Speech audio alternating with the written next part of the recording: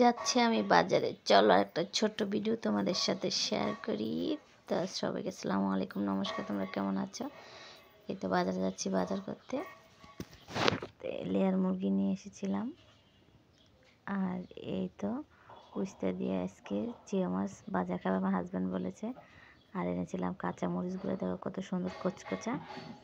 আর এই তো মাংস দিয়ে দিয়ে এখন আমি পরিষ্কার করে মাংসটাকে মাখিয়ে নিচ্ছি। রমজান এসে পড়েছে, সেই জন্য বাজারে অনেক ভিড় ছিল। তারপরও মাংসটা আনলাম। মুরগির দাম তো অনেক, কারণ রোজা থাকলে সবাই ভালো মন্দ খায়, সেই জন্য। তাই আমরা দুই বোনে একসাথে থাকি, একসাথে রান্নাবাড়ি করি, খাই। এই তো মাংসটাকে এখন মেখে ধুয়ে দিয়েছি। আর এই যে মাংস দেওয়ার জন্য আলুগুলো সুন্দরভাবে ভেজে নিয়েছি। ভেজে সাইডে রেখে এই যে চিয়া মাছ ভাজি করছি। উস্তা ভাজিতে দেওয়ার জন্য আমার হাজব্যান্ড বলেছে আজকে উস্তা ভাজির ভিতরে চিয়া মাছ দিয়ে খাবে, সেই জন্য। এতো ভাজাটা প্রায় হয়ে এসেছে, তখন আমি এই যে চিয়া মাছগুলো দিয়ে দিলাম। এভাবে ভাজা করলে খুবই ভালো লাগে খেতে। তারপরে দেখো মাংসটা এখন বসিয়ে দিয়েছি। মাংস হচ্ছে,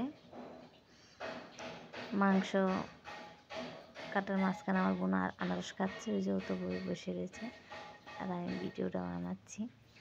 কেটে কেটে সুন্দরভাবে হচ্ছে।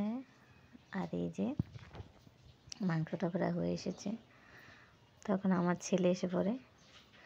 2-3 বার করে গুঁড়োন্দা আসবে, বলবে মা মাংস হয়েছে, তাহলে আমাকে 2 টুকরা দাও। সবে মাছ খাবে না, মাছ খাওয়ানোর বেলা উনি নেই। তখন এই মাসিকে আর বোনপুতকে দিয়ে দিলাম একটা ছোট্ট বাটিত করে মাংস। ওরা দুজনে খাবে, কারণ গরম গরম মাংস খেতে খুবই ভালো লাগে। ঝোলটা তো তখন খুব ভালো লাগে। আর যে আমার বাবা মাংস খাচ্ছে, আর আমি জিজ্ঞাসি বাবা খানাটা আজকে কীরকম হচ্ছে। ওই যে মানে হাত লেগে দেখাচ্ছি, সুপার হয়েছে। কালকে ছিল শুক্রবার, আমার ছেলের প্রাইভেট ছিল, তখন ওনার খুব মন খারাপ, আমরাও খাচ্ছি ভাত। আর এই যে আমার বাবাটা মোবাইল টিপে না, টিভি দেখে। আর যে সকালে ঠাকুরের এখানে লুচি হালুয়া দেওয়া হয়েছিল, তখন আমরা এগুলো দিয়ে খেয়ে ফেলেছিলাম। আর সন্ধ্যার দিকে আমার বাবা বলে মা আমাকে একটা ভিডিও বানিয়ে দাও।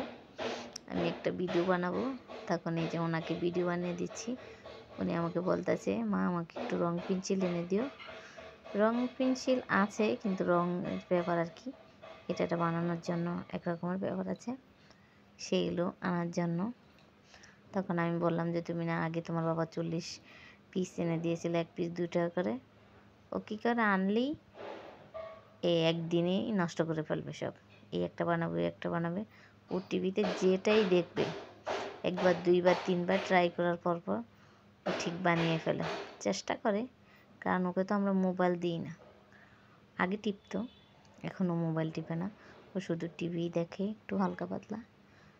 আর তো সকালে 8টা বাজে প্রাইভেটে যায়, আবার 10:30 বাজে স্কুলে যায়, সন্ধ্যা 4টা বাজে আবার প্রাইভেটে যায়।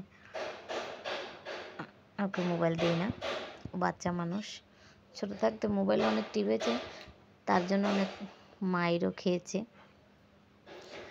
এখন যার কাছে প্রাইভেট পড়ে, কাকিমণি ডাকে আর কি, ম্যাডাম, ওনার কথাতে উনি মোবাইল ছেড়ে দিয়েছে। এখন আমার বাবাটা মোবাইল টিপে না, কিন্তু গড়ে দুষ্টাইম করে সারা দিন। কাগজ কাটা কুটি, এটা বানায় ওটা বানায়, প্লেন বানায়, যা খুশি তাই বানায়। আর যে আমার বাবা পড়ালেখা করে। সকালে ডাক দিলে অন্যান্য বাচ্চারা যেরকম উঠতে চায় না, ও সেরকম করে না। ও উঠে সুন্দরভাবে হাত মুখ দিয়ে যায়। ভালো থাকবেন।